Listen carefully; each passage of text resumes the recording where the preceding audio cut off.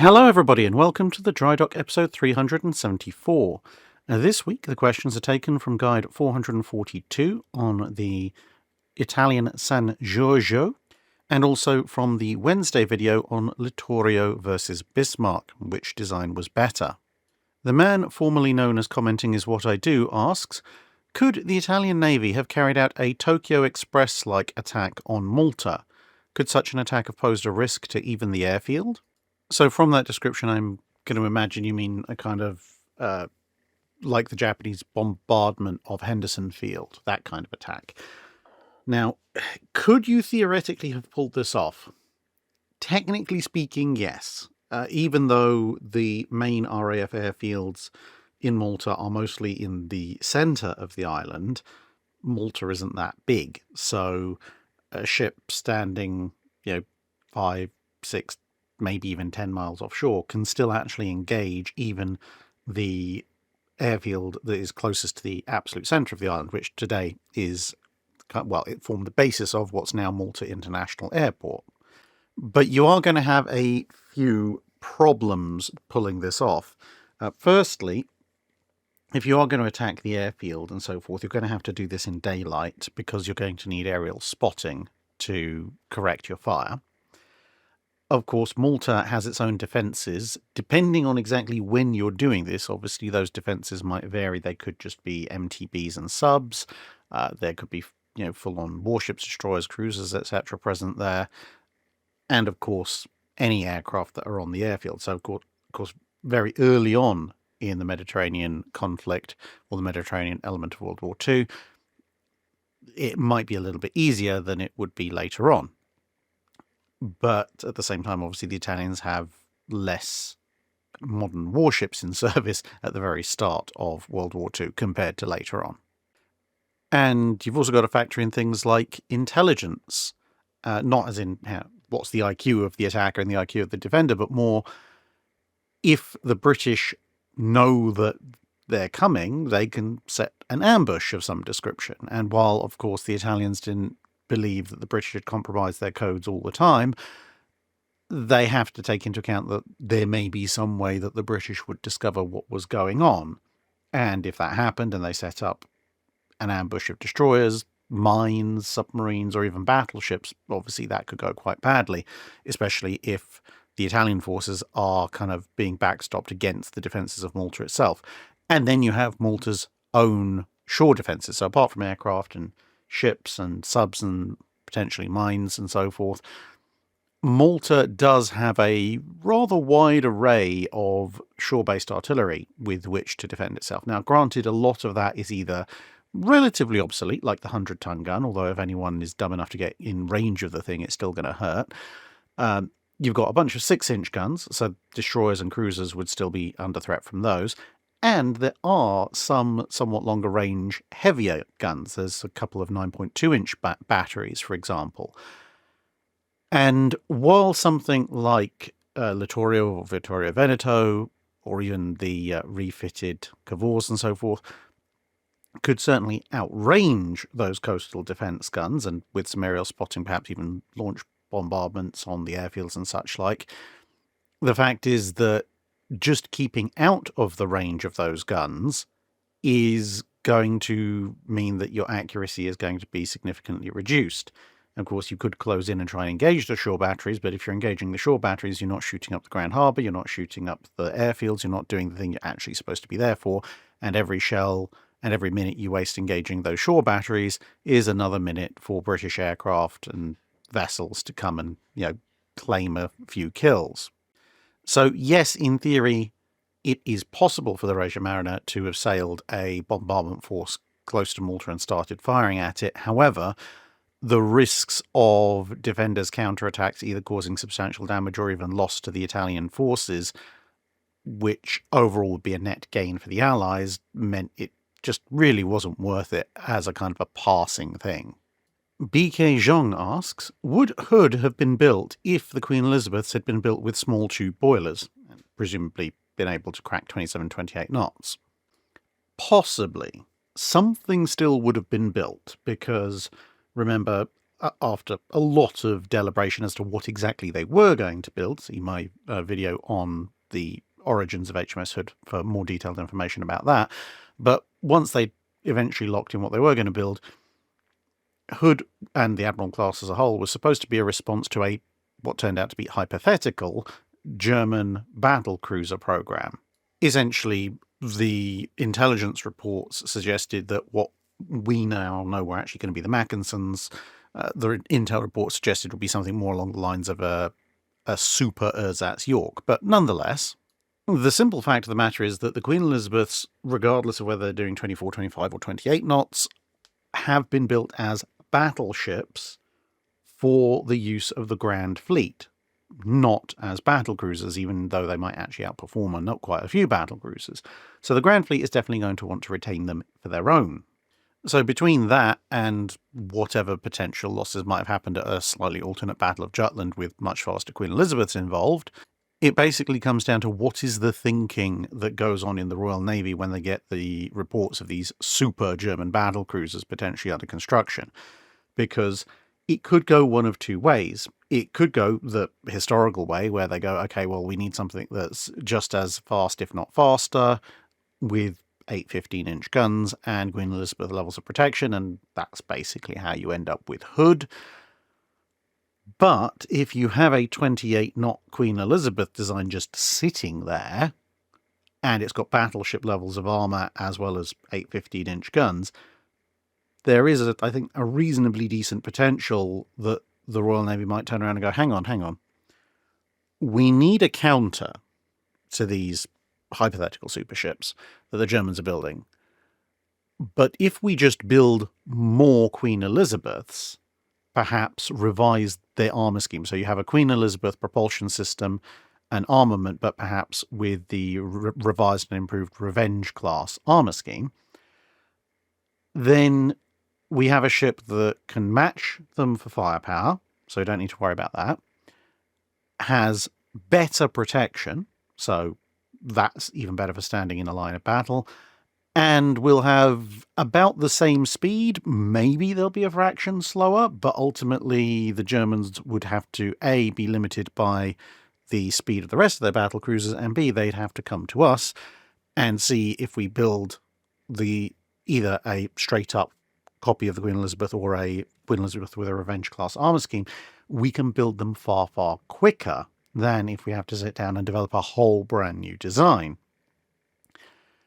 And maybe they'll even, tweak the design, maybe make the hull a little bit longer to try and eke another knot and a half out of it or something like that. But potentially then what we would now today know as the Hood and the Admiral class program might just be a slightly revised Queen Elizabeth class program because it's more than good enough and has some advantages in certain areas. Ironblood Enjoyer asks, having learned about the proposed anti-aircraft cruiser conversion of the Alberico de Barbiano, a member of the Giussano subclass of the Condottieri class light cruisers, I began to wonder, could the same kind of anti-aircraft conversion have been possible for the San Giorgio, and if so, how effective would it have been? Okay, so the hypothetical refit is present in World of Warships as a Tier 10 steel ship, you can see here. So it's basically remove everything and just cover it in single 90mm guns. 16 of the things, in actual fact. Now, that exact kind of conversion to the San Giorgio, which you can see here in its World War II configuration, isn't actually possible on the grounds that the San Giorgio is almost 100 feet shorter than the Condottieri subtype that has this hypothetical refit. She is, however, somewhat wider. So if you wanted to do a refit to the San Giorgio and just cover it in 90mm AA, theoretically it is possible to do, but the layout would have to be somewhat different. So you'd have more down either side and less on the center line. So I think hypothetically speaking, as a kind of a ballpark, I think you could get a triple super firing stack up forward in place of the main twin turret there. You could get another triple super firing stack aft, then 2 singles on the platform that's just forward of the quarterdeck. And that, I think, would be it for your center lines requirements. I think There might be the theoretical deck space just behind the bridge, but I really wouldn't want to put one there. You could then get 2 more mounts. You can probably just about see in this picture, there's a platform above and in between the 2 secondary turrets down the side. So that means you've essentially got 10 without going fully onto the wing. So 10 single mounts, of which 8 can be brought to bear at any given point. Then, of course, you take off those twin secondary turrets. And again, this is an approximate ballpark, but I reckon you could get 5 or 6 single 90 mils down either side before you start running out of hull space as it narrows down towards either end. So if we conservatively said 5, that means we've actually fit 20 single 90s in, as opposed to 16 on the longer, slightly skinnier ship. And actually, theoretically, if we've got 5 down each side, that would mean we can get 13 guns on a broadside, which would be 1 more than the proposed conversion of the condottieri. But, so yeah, slightly more firepower, but actually much less efficient firepower, because you've got 13 guns out of 20 as opposed to 12 guns out of 16. In reality, I don't think you'd fit anywhere near that many guns on there. Ammunition supply and storage would be a major problem. Plus, you have only 90 mils in this particular case. I have a feeling if you were going to do this for real, you could probably get the triple stacked single superfiring sets either end and the 2 sets on the platforms higher up. So we're back to having 10 90mm guns with an 8-gun broadside, and then I think either put a whole ton of light and medium AA down either side, or possibly put 2 or 3 90mm in the place of the secondaries on either side, and then light or medium AA either end of them. And if you're going to do that, maybe take off the ones on the amidships platform and put more light and medium AA on there. That would be how I'd approach it.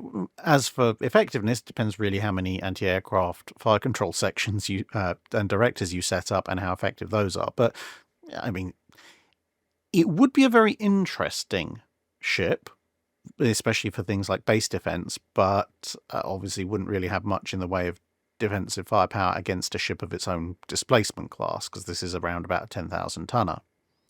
Scott Life asks, how would they go about making a ship remote controlled in the early 20th century? Was it driven by wires, by radio, or some other ingenious method that's been lost to all but historians and engineers?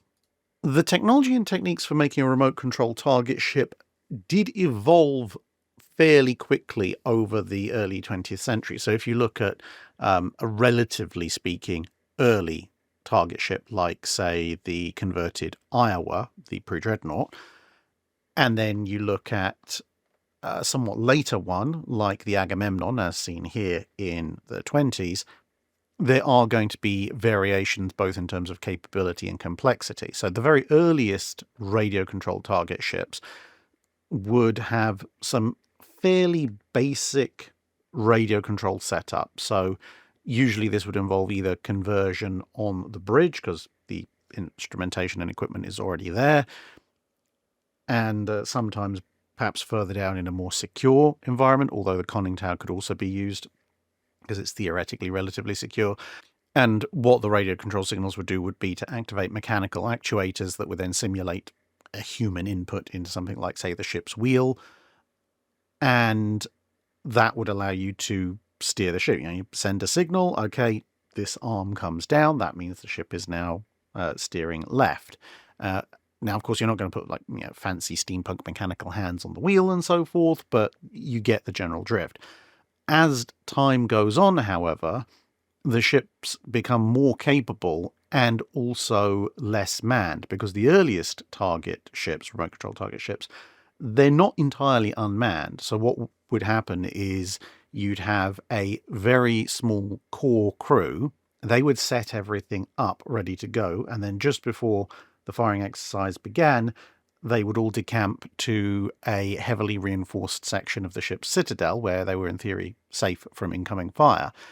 And that was for a number of reasons, including the fact that early coal-powered vessels, there wasn't any way of automatically feeding coal in via remote control. So they'd have to bank up the fires, get the steam pressure up, and then essentially set, okay, this is the steam pressure, this is the speed. There's a little bit of option for variation via remote control, but not much. And then obviously all go and hide. Whereas the introduction of oil firing means you can put oil the oil flow can be actuated via servos and other kinds of motors, which means you can actually have now throttle control from a remote position. Radio technology has, of course, improved, so you can have more advanced radio control techniques and a lot more of them on different control channels. And with all of that in place, while you would have a small cadre who would get the thing fired up and operated and out into the target zone, they could then leave the ship and the ship could operate wholly under remote control. And one of the other innovations that was brought in during the development of radar-controlled target ships, at least in the time period the channel covers, was they also started to put very basic television remote control in. So they would put a camera and that would be looking at the controls that were being actuated, and then that would be transmitting an image back to the control vessel. So it wasn't just a case of, hey, I've depressed the button to make the thing turn to port. Why isn't it turning to port, or is it turning too quickly? You could look at the screen and go, hey, I've said I want to turn to port, or I've wanted to open the throttle up, and you can actually see the various mechanisms on the ship doing what, or if things have gone wrong, not doing what you've asked them to do. And that gives you a bit more of an idea of what the ship's about to do and if it's going to actually obey what you're asking it to do. D.H. Kent asks, the photo of San Giorgio being launched shows what appears to be longitudinal planking covering the outer layer of the hull. This isn't really wooden planking, is it? Well, actually it is, because wooden planking, believe it or not, was still in use deep into the early 20th century when it came to the construction of ships. So you look at the launch of HMS Tiger, for instance, or any number of other warships of the period. Tiger, of course, being launched quite a bit after San Giorgio, and you'll see wooden planking present on basically almost any hull that has substantial armour. Now, this practice does die out eventually, depends on the ship, the scale of armour and the nation in question, but it is around for, as I say, a fairly long period in the 20th century in various navies. Now, this is not structural, so you're not looking at a ship with that's a composite ship with an iron or steel frame and then wooden planking to it for watertightness. No, this is actually where the armour isn't at the moment. So San Giorgio, as you might guess from this, has quite extensive armour plating running up to the bow. Now, the reason why this wooden plank is in place is essentially as a backing element. So much like on HMS Warrior and early ironclads, where you'd have quite substantial teak behind the armour plate to help catch spool and absorb impact and shock and so forth, that was still a fairly useful feature. So while they don't necessarily go in for multiple feet of teak as a function of actual armour protection, the way that some early ironclads do, even in the early 20th century, ships still have a degree of reasonably thick teak planking under their armour plate for pretty much the same reasons: shock absorption, spool absorption, etc., etc. And you see it at launch because the ships will have that planking installed, obviously over a steel hull plating layer inside, but they don't have their armour plate installed, usually, at the time of launch, because that just adds a huge amount of additional weight, which you then have to come up with a way of dealing with when it comes to how quickly that ship is going to actually be launched, both in terms of, obviously, more mass, it's going to have more inertia, it's going to run out further, but also if it weighs more, it might actually be more difficult to get the thing to unstick and roll down the slipway in the first place.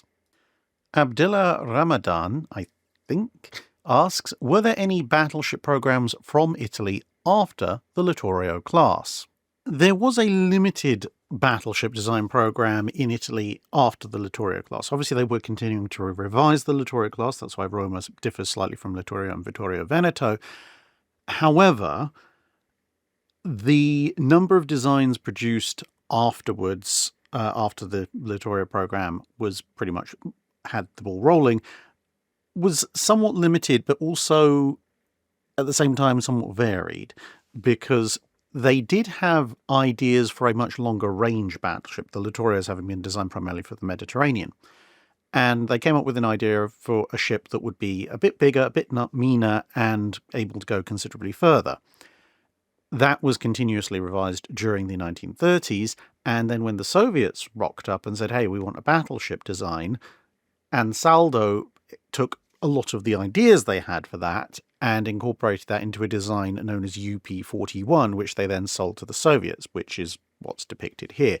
Now, UP-41 is not technically speaking, therefore, a successor to the Littorios, because it incorporates a number of features which Ansaldo thought the Soviets particularly would want. So it's not, this is what the Italians would have built after the Littorios. However, it does incorporate quite a lot of features that the Italians, or at least the ship designers, thought should succeed the Littorios. But one of the bigger problems with this whole general design, which has 16-inch guns instead of 15-inch, amongst other things, is infrastructure. It would have hit the limits, or perhaps even exceeded the limits, of what Italian naval infrastructure was capable of building and supporting without further upgrades. And so, while it was popular in some circles of the Regia Marina, in other circles, they wanted to either continue iterating on the Littorio design, which obviously would be slightly smaller, but there were also experiments with looking at still smaller ships, or what they called a moderate displacement battleship, something that was a bit bigger and meaner than Dunkirk and Strasbourg, but maybe not necessarily quite as expensive as the Littorios. So if you sort of take the Littorio as the starting point for the post-Littorio battleship program in Italy, you essentially have three strands of development. A somewhat larger vessel that theoretically has considerably better firepower and protection, but would require a huge amount of investment in infrastructure to actually construct. A Littorio Mark II, or perhaps Littorio 3.0, if you consider Roma Littorio 2.0, which would still be relatively expensive, but could be built within the scope of existing infrastructure. And then a diminutive, which could be built in more shipyards and or for cheaper. But none of them really got very far because of the limitations of both Italian industry and economy in the late 30s. The appropriately titled Kuma Flame War asks, the algorithm put a poll in my feed of Bismarck versus Yamato, and stunningly, Bismarck was winning the poll. Now, I like Bismarck, but in my accounting, I don't see any real avenue for victory in that engagement. Am I missing something, or is the Wunderwaffe propaganda actually that pervasive? Mostly the latter, to be honest. Bismarck, I think, is probably one of... I think, in fact, I was like one of the best examples. I think you could probably, if you had the right qualifications, write an entire paper on the psychology of how the propaganda surrounding Bismarck has percolated through at least Western society, self-reinforced, and ended up in the position we end up in the 21st century, where disturbingly large chunks of the population believe that it was some kind of magical super ship. Now, as I've said before, it's not a terrible ship, it's a terribly inefficient vessel, but that doesn't necessarily mean it's bad overall. But again, as I said before, I would put it on, roughly speaking, a par with the actually vaguely treaty compliant ships. It's just bigger and fatter and heavier to do so. Nonetheless, Bismarck versus Yamato. Is there any way that Bismarck could beat Yamato? Well, of course, there is always the golden BB. So there is always a chance that the underdog might come out on top, as long as the odds aren't too one-sided.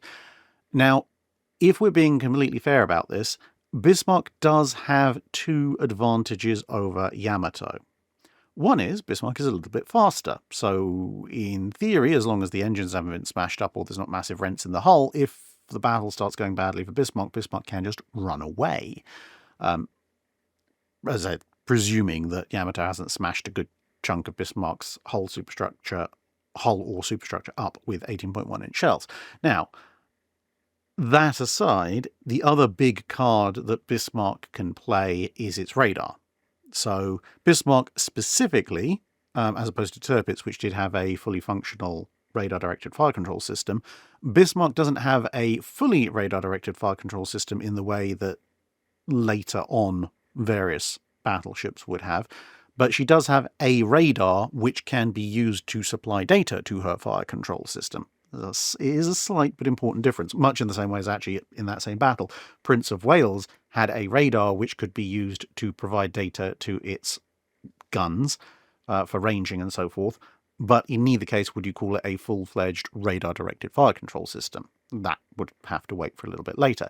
Now, with that all said, what that means, of course, is that in poor weather conditions, so fog, darkness, rain, storms, that kind of thing, theoretically Bismarck would have the advantage of being able to see its target and send shots vaguely downrange at roughly the right distances in an environment where, at least at medium to long range, Yamato perhaps couldn't. The flip side to that, of course, is that Yamato does have a radar towards the end of her service career. It's not quite as fully integrated with the fire control system, or as capable, as far as I'm aware, as Bismarck's would have been, and certainly not as far much as Tirpitz's. But basically, if you were to take Yamato, a month before Operation Tengo and put her up against Bismarck just before she sails out for Operation Rheinübung, that radar advantage would have been significantly closed, although not eliminated, by Yamato. But if we're talking about something that's vaguely in the realms of fairness, so either both Bismarck and Yamato in 41-42, with Yamato, obviously, whatever Yamato's earliest commission date is, or Tirpitz versus Yamato in 44, or something like that, the Germans are going to have a radar advantage. The only issue is it's a highly situational advantage, much like if you were going to put an Iowa or King George V up against a Yamato. So if we were talking a relatively clear daylight engagement, apart from the fact that Bismarck can in theory run away faster, Yamato would hold all the cards, as long as it's able to bring its optical fire control systems to bear. Fire control and direction computers, it's going to be able to send shells downrange with a good level of accuracy. It's got a superior armor protection system. It's got just a whole lot more of it to absorb damage. Its shells are less likely to be duds. This was a problem that actually plagued the Germans quite a bit. And unless we're involving Tirpitz here, neither side has torpedo launchers, so any strengths or weaknesses of the torpedo defense system in a 1v1 won't really matter. And even in a situation where Bismarck is able to leverage its radar against Yamato, it's still a question of, with the sheer durability of Yamato, could Bismarck do substantial enough damage to meaningfully impair its fighting capability before Yamato gets into a range where it can use its optical or early radar range finding and then start laying out the hurt with its 18.1-inch guns. I suppose there is one other slight advantage you could possibly give Bismarck, which is rate of fire of the main guns, specifically because Yamato's guns are somewhat slow firing even for battleship guns, partly due to their sheer size. However, for the most part of the engagement, I think that's not actually going to matter, because they're both going to have roughly similar rates of fire, because it's going to be more about firing a salvo or a half salvo, then watching to see where the shells land, make the corrections and fire again, which is going to give you an average overall rate of fire of around a full salvo a minute, which is basically roughly the standard in most capital ship engagements of the Second World War. Once one side or the other has locked in theory, Bismarck can fire somewhat more rapidly, get more shells downrange than Yamato can. Yamato would hit its maximum rate of fire much sooner. It's not going to be the one round every 20 seconds that some people like to, some incorrectly attribute to Bismarck, because, as I've discussed in other videos, that's to do, with partly it's a slight misunderstanding of what the various sources actually say and what Krupp themselves actually said about the capability of the ship, and the fact that whenever they did try and go absolute, hell for leather with the Bismarck class's main guns and a high rate of fire, things broke down very quickly. Now, nonetheless, Bismarck could I would think, probably fairly comfortably maintain a rate of fire if they were going, quote-unquote, rapid fire of around one round every 30 to 35 seconds, which is probably going to be 50-60% faster than what Yamato can do. Therefore, it can put more shells into Yamato than Yamato can put into Bismarck if they're in close-range engagement or something like that. The big question then, of course, becomes, can Bismarck shells do enough damage with presumably slightly more hits on Yamato before Yamato's monster shells just come carving paths through Bismarck and cripple it? So, yeah, there are certain specific scenarios where you could say that Bismarck has some advantages over Yamato, but those advantages can all be easily undone by one well-placed 81-inch salvo, whereas if you do the more sandbox-style straight-up engagements, Yamato holds pretty much all the cards.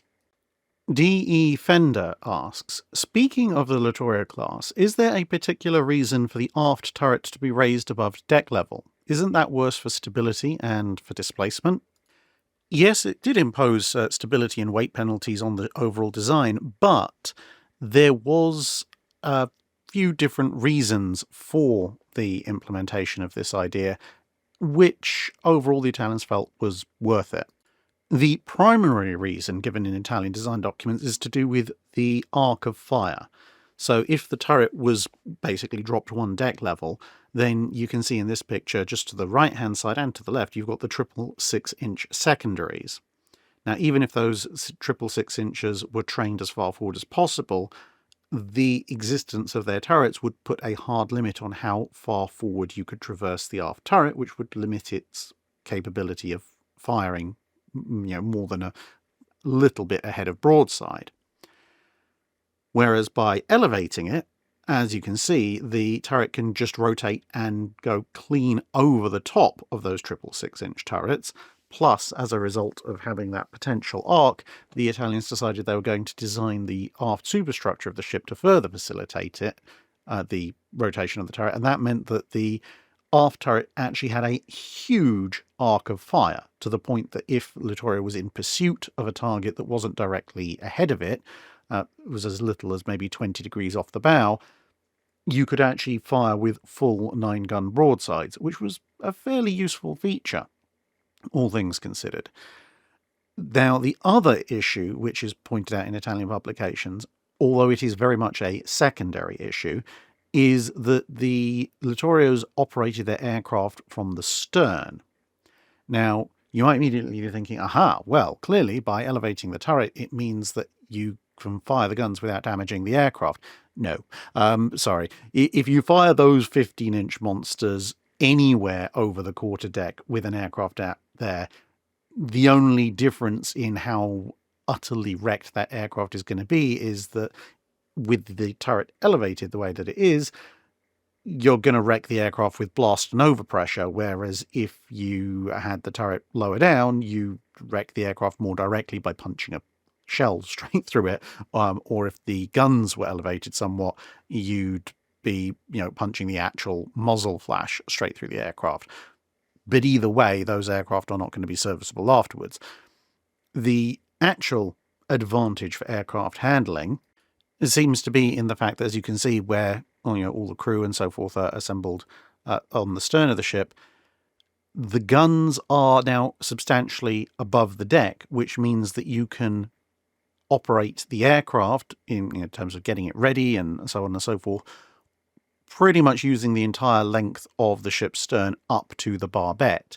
Whereas if that gun turret is one level down, then whatever length of gun barrel is sticking out of that turret, unless you turn the turret to port or starboard, which you may or may not want to do at any given time, you would essentially be ruling out a good chunk of deck space from aircraft handling, operation and readiness perspectives, which obviously would then hamper your ability to operate your aircraft. So almost entirely it's about your arcs of fire, but it does have a secondary advantage of making it just easier to handle the ship's aircraft. Bruce RKF asks, what could have happened or would have happened if the shell that hit Prince of Wales in its hull was not a dud? How does it impact Prince of Wales's ability to cause further damage to the Bismarck, as she did historically, and could it help Bismarck survive the following days? Realistically, it's not going to do anything to the scenario that unfolds over the next few days. In part because when that hit actually occurred, the one that dives deep and fetches up inert in Prince of Wales's hull, no one on Prince of Wales actually notices. It's only when they get back into Drydock and they're like, oh, there's a hole. I wonder what that was caused by. I mean, abbreviated, obviously. But yeah, fundamentally, that hit doesn't actually do anything to compromise Prince of Wales as it is. Now, the reason why I say it's not going to change anything if that shell is actually functioning is simply because if you trace the trajectory of that shell, the only reason it ends up hitting Prince of Wales in the first place is because it's a dud.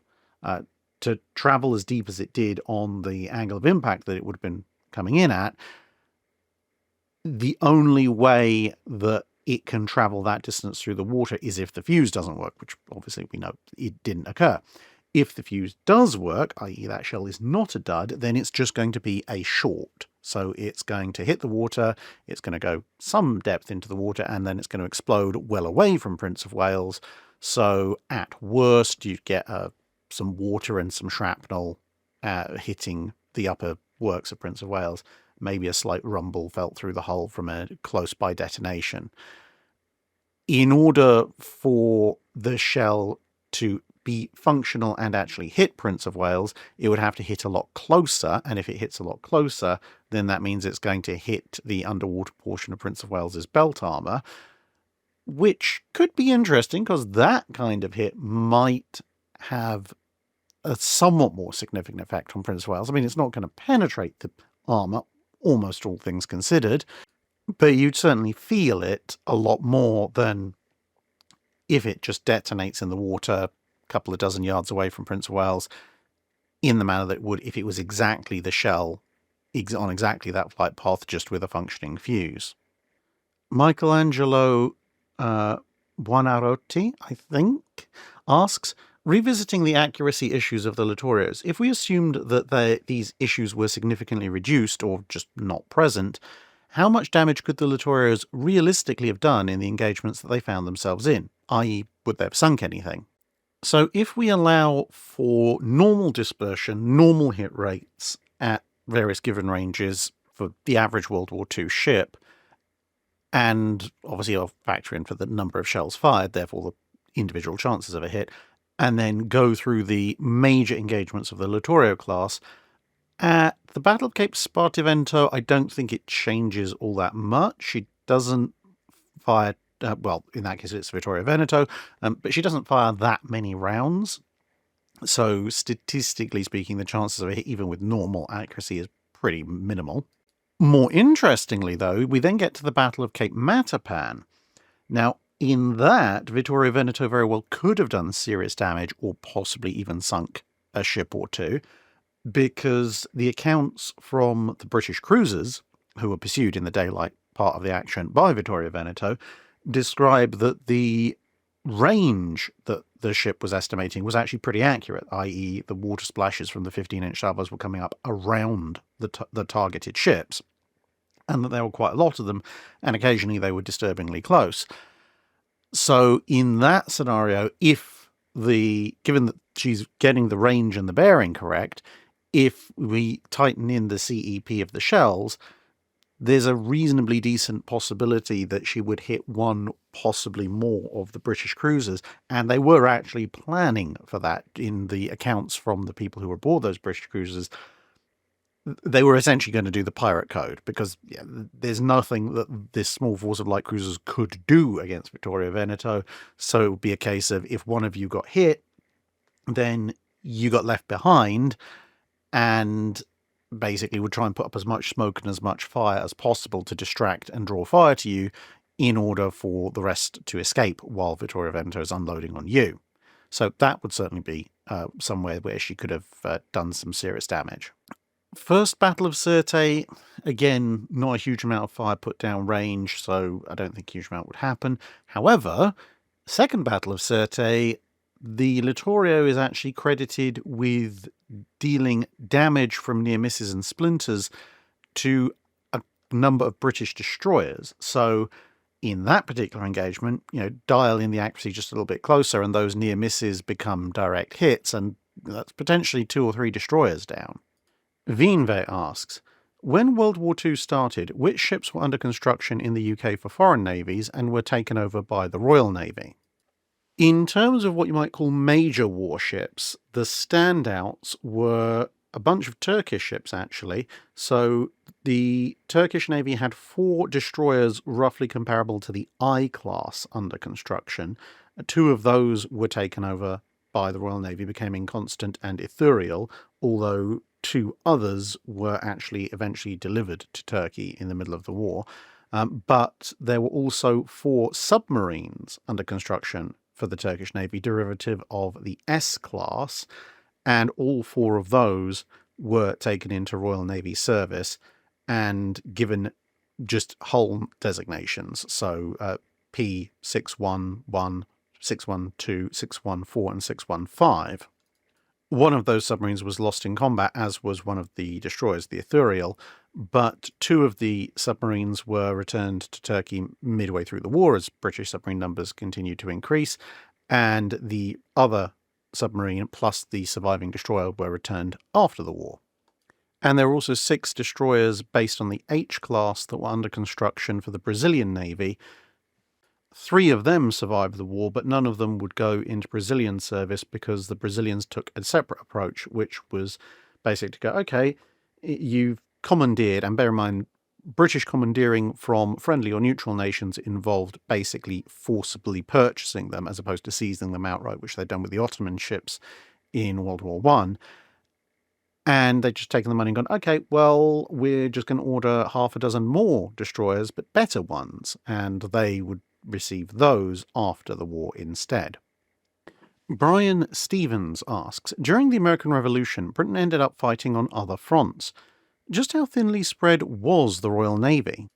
Extremely spread out at points, actually, because, okay, the Continental Navy was not exactly a threat to British oceanic hegemony. However, everybody who had a grievance with Britain basically took the opportunity of Britain being distracted to get some kicks in. So at various points during the 1775 to 1783 period that broadly covers the American War for Independence, the British were also fighting against the French, somewhat unsurprisingly. The Spanish got involved for a bit as well. There was also the Fourth Anglo-Dutch War towards the tail end of that conflict, so they were fighting the Dutch, and the French got in on that action as well. And it was also a bit of a fight between the East India Company and the Dutch East India Company. And speaking of East India Companies, although technically not led by Great Britain itself, the East India Company was continuing its ongoing efforts to Pac-Man its way through India, which led it into conflict with the French again, but also with a whole bunch of Indian kingdoms, various states and so forth. And of course, everybody and anybody took an opportunity who wanted an opportunity to get a kicking in on the British was sending arms, equipment, and advisors to those various states. And this was broadly reflected by the various negotiations that are kind of agglomerated under the overall Treaty of Paris heading, at least that particular Treaty of Paris, there have been a few, because when you look at the overall results, technically speaking, Britain had managed to lose a lot more colonies to the French and the Spanish than they'd managed to take off the French and the Spanish. They'd managed to hold Gibraltar, which was quite good, which was a fairly key swing point in the negotiations. But overall, the net gain and loss of Britain was actually in the negative for Britain at the end of that conflict. And that kind of is, it reflects the fact the Royal Navy, A, wasn't able to defend a lot of British colonies, and B, wasn't able to attack as many foreign colonies as it wanted to. But the broad stalemate that was going on in India, plus the fact, of course, that with the Americans getting independence and, broadly speaking, wanting to make it as painless as possible within reason, meant that the very large commitment the British had to basically the entire Atlantic coast of the North American continent was coming to an end, and they were beginning to see a little bit of an uptick in their successes anyway. And that meant that although overall the British surrendered some territory, they got back what on paper might seem to be a disproportionately large number of the things that they'd lost, as well as obviously handing back stuff that they'd taken to France and Spain, and the Dutch for that matter. But that was largely done on a recognition, I think, by all parties that, kind of like with the end of the 7 Years' War, at that point in time, yes, they had Britain as a disadvantage, but with such a major theatre as the North American continent leaving the conflict, the other powers were very conscious of potentially ending up in a scenario like there was at the end of the 7 Years' War, where everything looked to be going well for them, and then Britain pulled out a few really big victories by being able to concentrate its forces. And if it was able to do that, it could potentially then start to take more French, Spanish, Dutch colonies, take back some of the ones it's lost, and then leverage that position to its own advantage, which they didn't want. So it's kind of like, okay, this is our optimal time to tap out. Let's tap out now before they come back at us. Tanker Dromis asks, were plans in place for Nelson-class refits before or during World War II, and what would they have looked like? So if you want to spend a good hour or so reading and slowly feel your brain melt out of your ears, there's actually a superb thread on the Secret Projects forum by Zolli, who also did this drawing. You may or may not be familiar with him, but he's done a ton of research into various unbuilt options, as well as some built ones as well, in various artworks, which you may have seen in various videos that I've done, because I've asked him in the past, and he's always been happy for me to use the drawings, as long as I mention that he is obviously the source of them. And in that particular thread, so you want to search for the development and modernizations of the Nelson class, he's actually gone through pretty much every single proposal for the Nelson class's modernization that has survived in record, and actually supplemented that with, where the Nelson class actually came from design-wise, starting with the F2 battlecruiser, and interspersing the various refit proposals with, okay, well, pre-war, let's say 1937, they were talking about this, and this is what Nelson looked like at the time. In 1942, this is what they were talking about, and this is what Nelson looked like at that point, and so on and so on and so on and so forth. And yet there is a huge and bewildering variety of options. Everything from a relatively minimal, keeping the 6-inch battery and just maximizing on Bofors and Oerlikons and pom-poms, then through varying numbers of twin 4-inch, twin 4.5-inch, twin 4.7-inch, twin 5.25-inch, and yes, a few options that include the 5-inch 38, the American secondary battery dual-purpose gun, in all sorts of layouts, as I said, all sorts of numbers. Essentially, a lot of it was, this is ideally what we'd kind of want, this is the minimum that's worth doing, and these are kind of the intermediate ones which offer better than minimum, but they aren't the absolute all singing, all dancing, but could be done cheaper and faster, especially for a lot of the wartime proposals. I personally particularly like this version, but you might have guessed that because I'm a big fan of the 4.5-inch pancakes, at least for the early part of World War II. So this is essentially a renowned Queen Elizabeth Valiant style 10 4.5-inch aft, and as you can see, you've got no less than, I believe, 7 pom-pom installations. No, 9 pom-pom installations, actually, not including light machine gun - Oerlikon installations. That would have been quite formidable. Towards the very end of, the list of potential options, they seem to have kind of shelved, at least generating new ideas in 1940, at the end of 1943.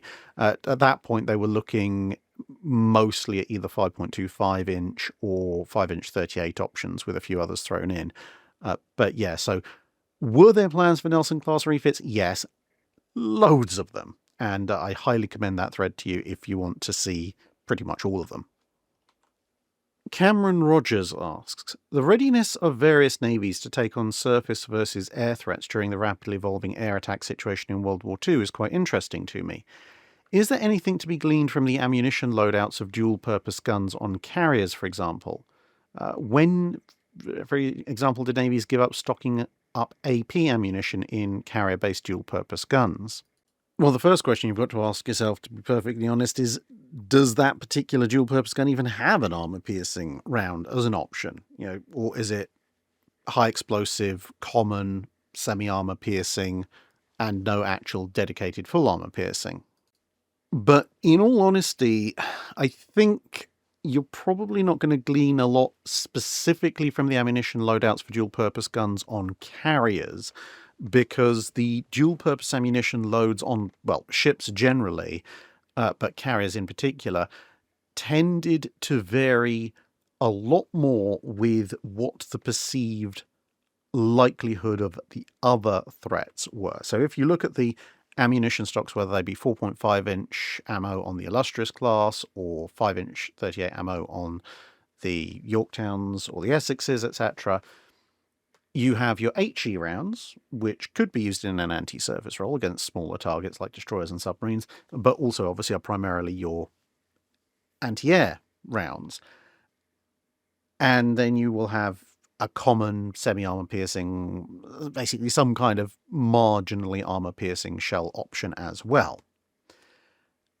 But you'll have that on destroyers and cruisers and other ships that also are using this gun either as a secondary or primary gun.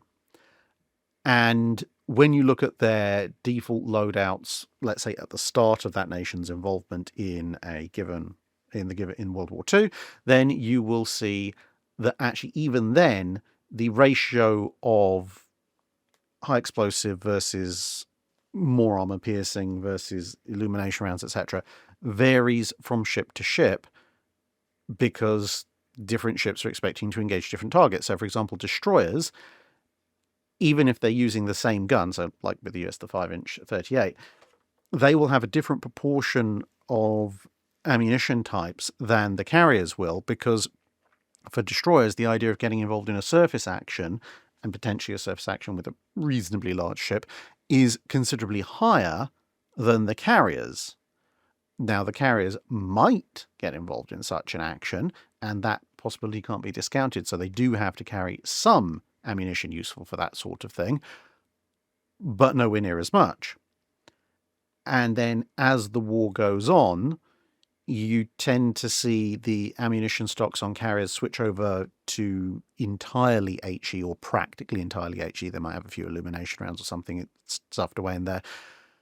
But that's more based on the fact that there are other escorts around them that are significantly lessening the chances of needing the anti-surface rounds more than the air threat growing to a point that they're going more and more with AA rounds, because even in some of the absolute fiercest and most prolonged engagements, big ships like carriers very rarely, if ever, are facing problems of running out of heavy ammunition for them, i.e. 5-inch ammo. So even if they're carrying, let's say, 2/3 HE, 1/3 other, a carrier that shoots through 2/3 of its magazine capacity in an anti-aircraft defense role has a lot bigger problems than the fact they're now flinging semi-armor piercing shells at incoming fighters and bombers. So I think while you might see very slight adjustments in overall ratios, what you're going to be gleaning from looking at the ammo loadouts of the heavy guns on carriers is probably going to be more along the lines of, when does that navy consider that it has sufficient escorts that the carrier is no longer realistically in danger of having to defend itself in a surface gunfight, more so than the air threat, because it's got enough ammunition to deal with any conceivable air threat already, at least in terms of we can fire this much ammo, and at this point, if we haven't hit the things, they're already bombing us, at which point the fact that you happen to have more ammunition in your magazines is a little bit irrelevant. A.B. Coates asks, I recently listened to the audiobook version of To Rule the Waves by Arthur Herman, and was quite surprised to find the rather patriotic book, narrated by a rather posh Brit, was in fact written by an American. My question is, how common is it for historians to write about other countries' navies, and how accurate and respectful do they tend to be? It's relatively common, at least in the English-speaking and writing world. I mean, for example, obviously Norman Friedman is very much American, but he's written quite a number of quite good books on British cruisers, destroyers, submarines, battleships, all sorts of things. John Jordan, definitely not French, but he has co-authored, admittedly with French co-authors, a whole range of really good books on French ships of the early 20th century and late 19th century, for that matter. Mrs. Lengra and Olberg, definitely not Japanese, but again, they've worked with Japanese historians to bring together quite a number of very interesting publications on the Japanese Navy. Now, obviously, to a certain degree, it is easier for historians to write about their own navies, if for no other reason than usually a writer will tend to be based in their country of origin. Obviously not all the time, but it tends to be the more common than not.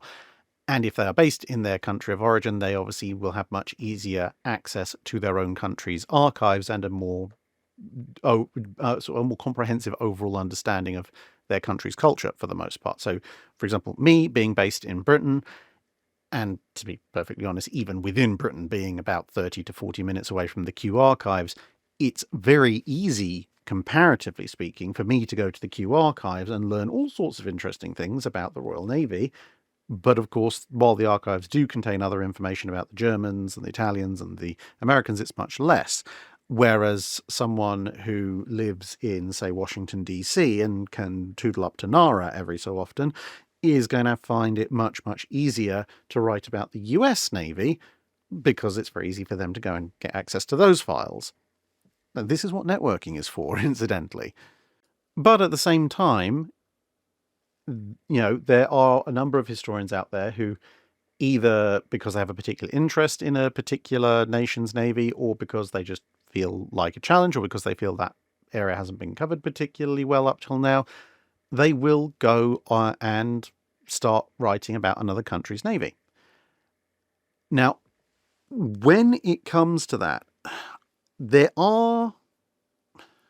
I would say my initial response was going to be very, very positive in terms of accuracy and respectfulness. However, I then realized that is filtered through a certain lens, to be honest, because at least when it comes to the books that I tend to read in my ever-growing library, and to be honest, the books that become better known, they become better known for a reason. And that's because they have been written by people who have been respectful and been as accurate as they can be, if they don't happen to speak the language. Well, I'm mentioning, of course, Steve McLaughlin's written a ton of stuff on the Russians. Now, having an outside perspective can be very useful because they can be fairly objective. They can come in without a lot of perhaps the cultural or historical baggage that a native historian, if you like, might have, either consciously or unconsciously. Now, of course, they can also come in with their own sets of biases because of whichever country of origin they come from.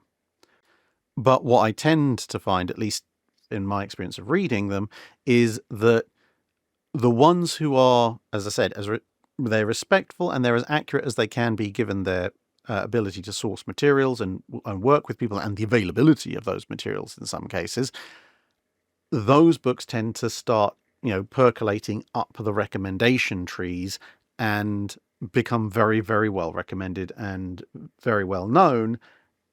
And then obviously some reasonable number of those I acquire and read. So overall, I get a fairly positive impression of those things. However, I must admit, I have occasionally come across books which, for some reason are being sold at a remarkably discounted price, which are by foreign authors about other nations' navies, whether that be an American writing about the British Navy, the British person writing about the American Navy, a Spanish person writing about the British, the French writing about the Spanish, or whatever combination. And when you read those, it's very, very clear that some people go out there either with a massive axe to grind or they can't see past their own cultural blinkers. But the thing is, that kind of book is only ever going to appeal because they're usually painfully obvious in the biases and inaccuracies that they're putting forward. And at that point, that book will only ever appeal to a very, very small echo chamber of people who've already decided on something. And thus, usually, that kind of thing doesn't end up with a particularly good reputation or a particularly wide circulation. Which can be funny when you do get some of these extreme ideologues who'll be like, oh, yes, well, you're all wrong because in this book it says this, and you're sitting there going, the who, the what book? I've never heard of that. And then you go and find an extract and you just read like half a page and you're like, oh yeah, that's why I've never heard of that. Okay, right. And then if you're sensible, you just walk away because it's clearly pointless to continue that discussion. But in more general terms, one of the things I've actually found in the good books that is actually really useful, I think, is that one of the key elements of, if you like, cultural baggage that an outside observer can leave behind, mostly because they don't have it in the first place, usually, is that you can sometimes end up looking at things through a lens of just how your nation or culture has either always or has for a very long time viewed this other nation or culture, which predisposes you to think about them in a certain way. And, various national mythos and stuff also play into that. Whereas an outside observer who doesn't have that can sometimes present things in a far more objective way, which actually makes both parties involved in that particular narrative a lot more rounded and actually appear a lot better. So, for example, to use To Rule the Waves as a good example of that, if you've grown up with pop culture British ideas about the French in the Age of Sail, then you would read most Age of Sail accounts of the Royal Navy basically with an inbuilt expectation of, oh yes, well clearly the Royal Navy is superior and clearly they're going to walk all over the French because the French are a bit useless, and so far so good, it's rule Britannia, rah rah rah. Whereas if you get an external writer, like you have with To Rule the Waves, then they can actually portray and say, look, no, actually, this French admiral knew what he was doing. This French captain fought like an absolute beast. These guys, it could have gone either way. And suddenly by making, because let's face it, we're talking about mostly, and most of the time in To Rule the Waves, we're talking about a Britain versus France situation. So I'm using that as the example. So by not making out, but by showing that the French Navy could and did have hard fighting, cunning, tenacious, brave captains and crews, and certain technologies which were quite good, even though if the British had others which were also quite good, then suddenly it means that those Royal Navy officers and men who faced off against a cunning, tenacious, well-fought enemy actually were doing a really good job because they beat these people, which actually makes them look better as well, as opposed to, oh yeah, a bunch of people who were lucky to sail the ship the right way out of the harbour, of course we beat them, which you can get in some of the more jingoistic books. And finally for this week, Alex Cheng asks, in the film adaptation of Master and Commander, a boarding party was sent through one of the large holes blasted through the Acheron. How often did something like this happen, and was it a good idea? It could happen, but it was very rare, because it requires a very unique combination of circumstances. Firstly, for the situation to even present itself in the first place, if you're going to be boarding through a hole in the side of the enemy ship, that means the enemy ship is bigger than you. So, your upper deck or poop deck or whatever is level with the hull of the enemy, because if you were the same size as the enemy or you are bigger than the enemy, then you're just going to be going onto the upper decks, not through a hole in the side.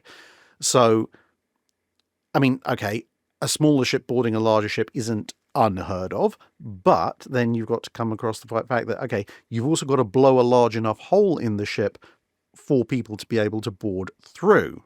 And if you are the smaller ship, it is relatively unlikely that you possess that level of firepower.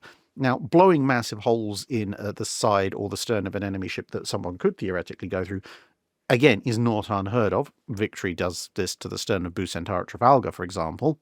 But this usually occurs in cases where the attacking ship is larger and therefore has a lot more firepower to bring to bear. It's possible for a smaller ship to blow a hole in a much bigger ship, but much less likely. Once the smaller ship perhaps has a significant number of carronades in the Age of Sail, it becomes perhaps a bit more likely. And of course, experienced gun crews as well, because even a 32 or a 64-pounder carronade isn't of itself going to blow a massive hole in the side of an enemy ship. You're going to need concentrated fire, which also requires trained gun crews. So assuming that the stars align and you get this breach in the side of a larger enemy, the other thing you've got to think about is, what am I trying to do? What am I accomplishing with this boarding action? And as I sort of explained in more detail in my recent video on boarding actions, when you're boarding an Age of Sail ship, you don't actually really want to be down there in the lower decks of the ship. You want to be controlling the upper decks, because that's where the officers are, that's where the sails are, and that's where the ship's wheel is. Once you've got that, it doesn't really matter what's happening on the lower gun decks. But in the event that, if you are a particularly smaller ship, this might be an easy access, well, it's an access. If you've blown a massive hole in the side of the ship, chances of anyone in that immediate area actually being alive and able to resist you very much are fairly low, so potentially offers an easy way to get on board a ship. And while you definitely don't want to be trying to fight your way down in the entire gun deck of a ship, potentially, if the breach is in a strategic location near a hatchway that's leading up to the upper decks, it could provide an unexpected path of entry for your boarders. So you wouldn't board through the breach solely, but if you were launching a more general boarding action where people are climbing up and over the side of the enemy ship and fighting what seems to be a fairly conventional boarding action, but then you have a party of half a dozen or a dozen of your sailors swarm up from a hatch where perhaps the enemy was expecting to receive reinforcements, and now they're being attacked from two sides at the same time, or you're bypassing the main area of fighting and getting easy access to the quarterdeck or the poop deck, where you can haul down the colours or seize officers, and obviously also fire into the backs of the enemy as they're trying to resist the main boarding efforts. Those are tactical advantages that you may want to take hold of, but that relies on the breach being in roughly the right area, not also having destroyed your access ways up top, the enemy in the area obviously being relatively stunned and not just going to swarm you as soon as you come in, and all the aforementioned situational circumstances around getting the breach in the side of a larger ship in the first place. So put all those together, and there are enough boarding actions in the Age of Sail that these do occasionally align. And yes, it's not unrealistic to do so, but it would be very, very uncommon for the circumstances necessary for it to be a good course of action to present themselves. And that's it for this week. Thank you very much for listening, everybody, and I hope to see you again in another video soon. Cheers for now.